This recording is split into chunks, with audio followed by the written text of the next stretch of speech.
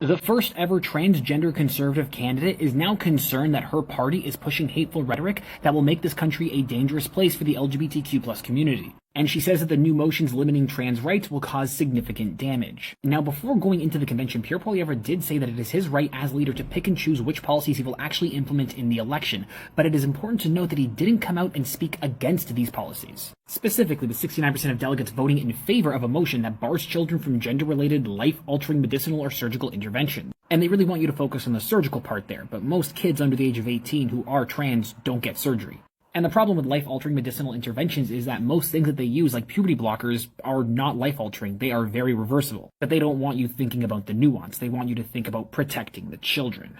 And beyond that, 87% of members approved a motion saying that women should have access to single-sex spaces, a policy that will exclude transgender women from prisons, shelters, locker rooms, bathrooms, and sports. And somehow, the first openly trans conservative candidate was shocked when this happened. Somehow, she was unable to see this coming. Ah, yes, you know, the Conservative Party, the party that has always been in favor of the LGBTQ plus community. You know, the party who voted against gay marriage multiple times, even after the Supreme Court of Canada said that we had to pass gay marriage as a law because it violated the Charter of Rights and Freedoms to not allow them to get married. You know, the same party that had banning gay marriage as part of their political policy until 2016. You know, the party that's currently being led by the guy whose dad is gay and he voted against gay marriage while his gay father was in the House of Commons watching. Absolutely shocked. When Pierre was asked about these policies, he said, "I'll be studying them carefully and talking with our caucus members on those policies, and when we've had a chance to do our homework, we will have more to say." I'm gonna call it right now. There is no way that Pierre is implementing these policies as part of their platform to get elected.